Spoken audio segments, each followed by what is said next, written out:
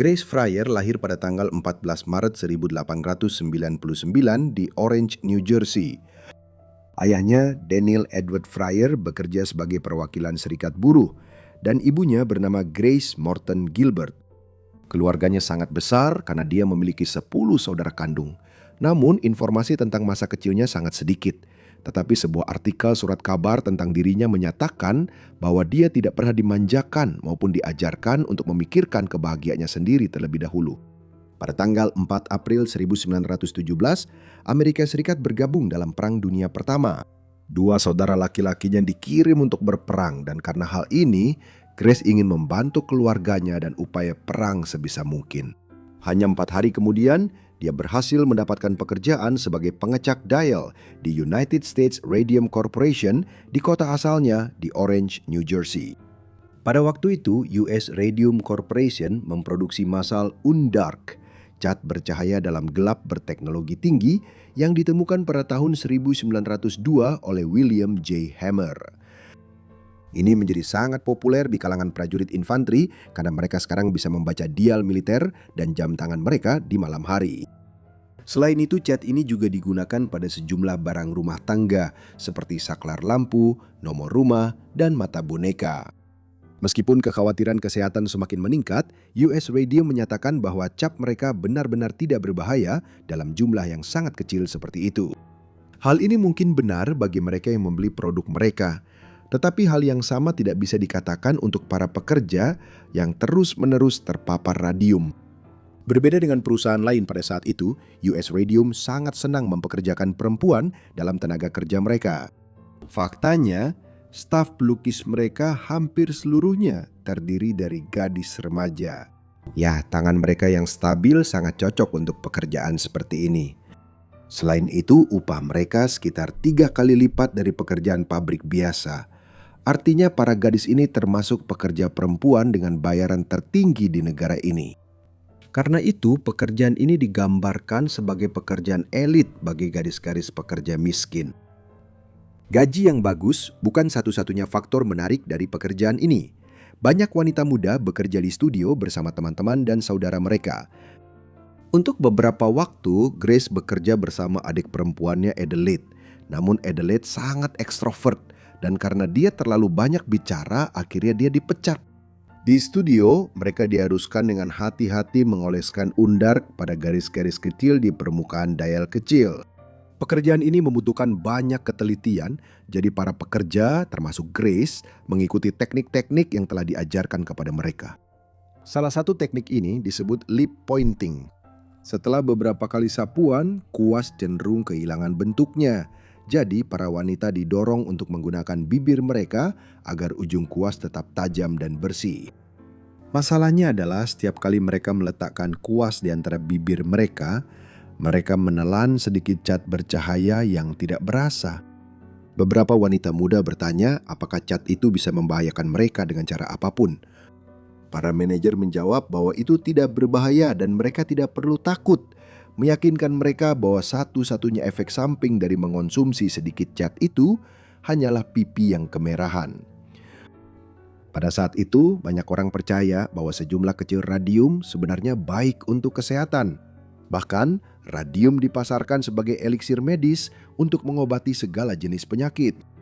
Untuk bersenang-senang, banyak gadis mengecat gaun, kuku, bahkan didi mereka dengan cat yang menyala dalam gelap, agar mereka bisa bersinar di malam hari dan tampil menonjol di antara kerumunan. Anak-anak muda menyukai cahaya yang dipancarkan oleh cat tersebut. Akhirnya, banyak pekerja bahkan mulai bersinar dalam gelap. Ini adalah pertanda buruk, tapi mereka sama sekali tidak tahu. Para pekerja malang ini kemudian dikenal sebagai gadis hantu. Meskipun komunitas ilmiah dan US Radium mengetahui bahaya zat ini, mereka tidak melakukan apapun terkait informasi yang salah dan kondisi yang dihadapi para pekerja mereka di studio. Hal ini terjadi karena perusahaan radium mensponsori penelitian yang menunjukkan efek positif dari sejumlah kecil radium, sehingga surat kabar menyatakan bahwa radium akan menambah usia hidup kita. Sementara para ilmuwan di US Radium memang mengambil tindakan pencegahan yang diperlukan saat bekerja dengan cat tersebut, seperti menggunakan layar timbal, penjepit, dan mengenakan celemek timbal. Para gadis sama sekali diabaikan dan dibiarkan terkena dampak keracunan radium. Setelah bertahun-tahun bekerja di pabrik, semuanya tampak cukup normal. Tapi kemudian, pada tahun 1922, Molly Magia, salah satu rekan kerja Grace, harus meninggalkan pekerjaannya karena sakit. Tapi dia tidak tahu apa yang salah dengan dirinya. Awalnya dia mengalami sakit gigi, lalu beberapa giginya mulai tanggal satu persatu. Tak lama kemudian dia merasakan sakit yang luar biasa hingga membuatnya tidak bisa berjalan. Meskipun begitu, dokter mengatakan bahwa tidak ada yang salah dengan dirinya.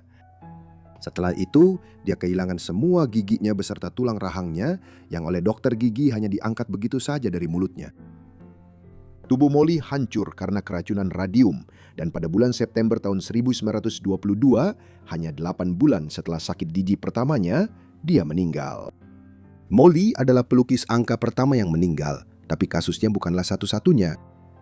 Tak lama setelah kematiannya, Grace, seperti banyak pengecat dia lainnya, mengalami masalah serius pada tulangnya, terutama di bagian rahang.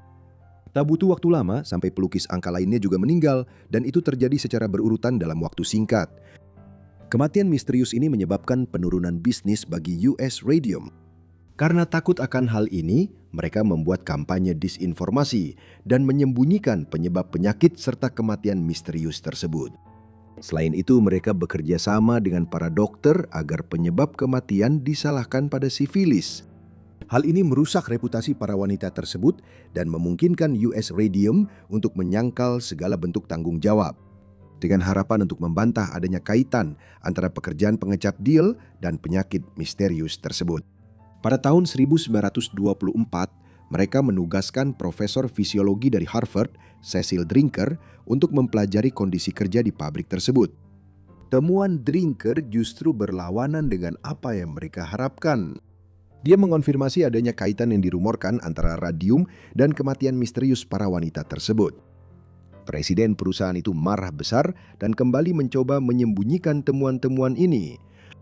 Untuk mencoba menjaga nama baik US Radium, dia kemudian mendanai studi-studi baru yang melaporkan tidak ada kaitan antara pekerjaan pengecat dial dan kematian misterius tersebut.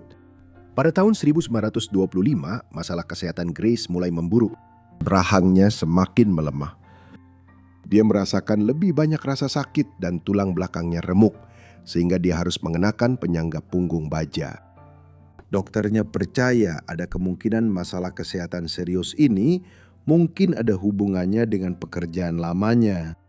Grace adalah gadis yang sangat cerdas, dan setelah melihat apa yang terjadi pada banyak rekannya, dia mulai menyelidiki kemungkinan kaitannya. Dia kemudian berkonsultasi dengan seorang spesialis bernama Frederick Flynn untuk memeriksa masalah kesehatannya. Meskipun semua tanda yang jelas dan keterangan dari dokternya, Flynn menyatakan bahwa kondisinya tidak ada hubungannya dengan pekerjaan lamanya. Namun ada alasan yang kuat untuk hal ini. Flynn bukanlah seorang spesialis. Dia bahkan bukan seorang dokter. Dia adalah seorang ahli toksikologi yang bekerja untuk US Radium. Pada tahun yang sama, karyawan pria pertama US Radium meninggal karena sebab yang tidak diketahui, sama seperti banyak gadis radium. Akhirnya, para ahli benar-benar turun tangan dan menyelidiki apa yang sebenarnya terjadi. Laporan asli dari Drinker telah dibungkam dan hanya diketahui oleh komunitas ilmiah. Karena hal ini, para gadis radium kesulitan membantah kepercayaan luas bahwa sejumlah kecil radium itu aman.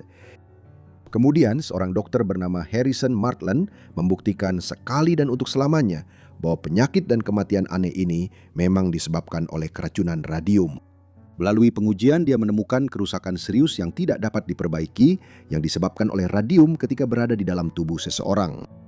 Ini karena radium yang tertelan terus-menerus memancarkan radiasi. Hal ini kemudian menciptakan lubang-lubang di dalam tulang, menghancurkan para pekerja dari dalam. Martland segera menyadari bahwa keracunan itu bersifat fatal. Para ghost-ghost yang mendapati diri mereka bersinar di malam hari, kini tahu bahwa kematian mereka sudah pasti. Grace Fryer kemudian menjadi kekuatan pendorong di balik gugatan terhadap US Radium. Meskipun risiko kesehatan yang serius kini sudah lebih dikenal, Di seluruh negeri, para pelukis angka jam masih tetap dipekerjakan. Grace percaya bahwa hidupnya tidak akan lama lagi, tetapi dia memiliki alasan yang kuat untuk mengajukan gugatan tersebut. Dia berkata, "Bukan untuk diriku sendiri aku peduli. Aku lebih memikirkan ratusan gadis lain yang mungkin bisa mengambil pelajaran dari hal ini."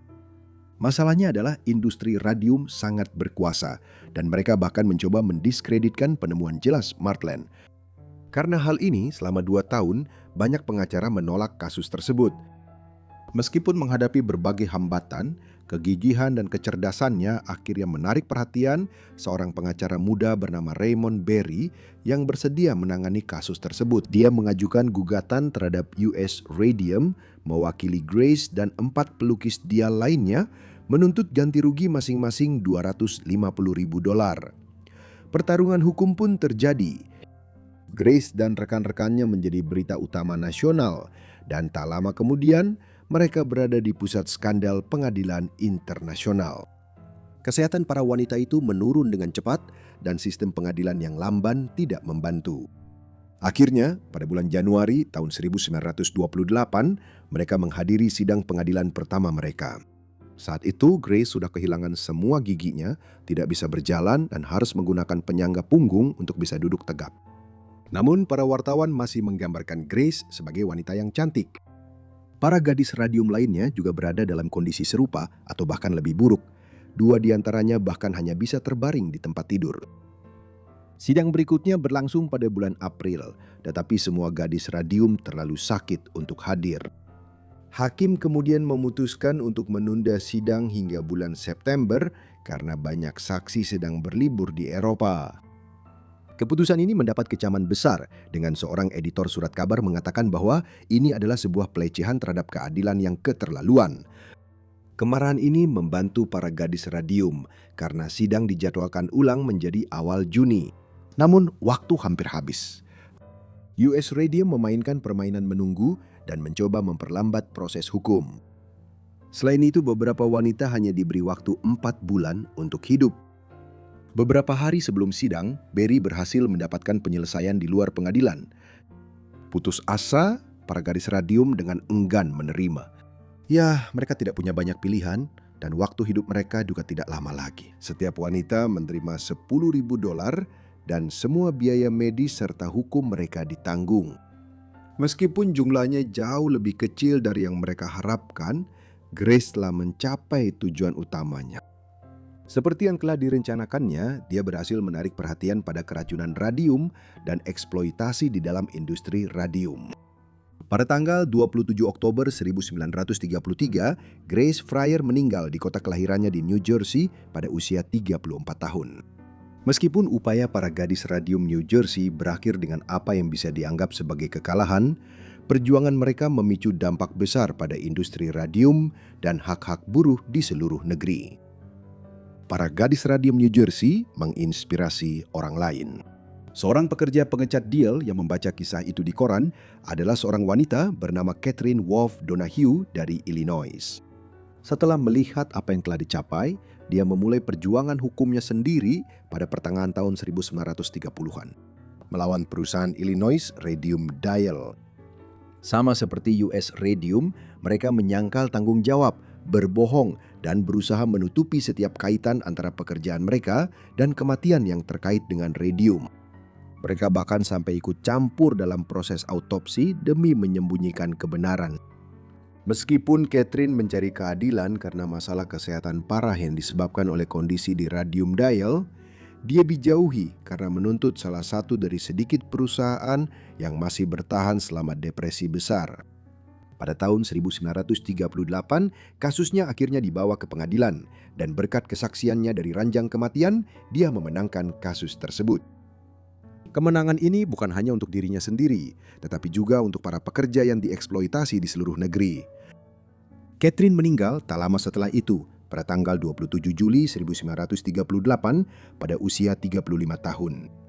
Kasus-kasus ini menghasilkan peraturan yang menyelamatkan nyawa dan akhirnya perusahaan-perusahaan harus bertanggung jawab atas keselamatan para karyawannya.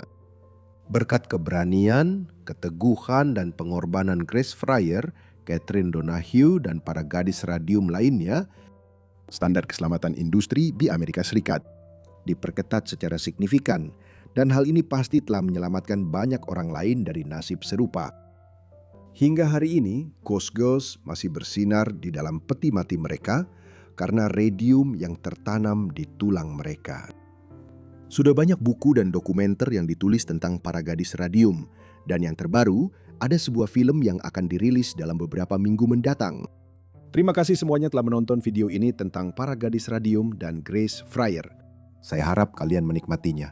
Jika iya, silakan beri saya like dan komentar di bawah. Jika kalian baru di channel ini, kenapa tidak berlangganan saja?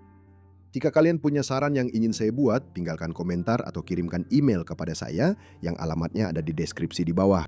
Dan jika kalian belum melihat Instagram saya akan meninggalkan tautannya di deskripsi saya. Terima kasih.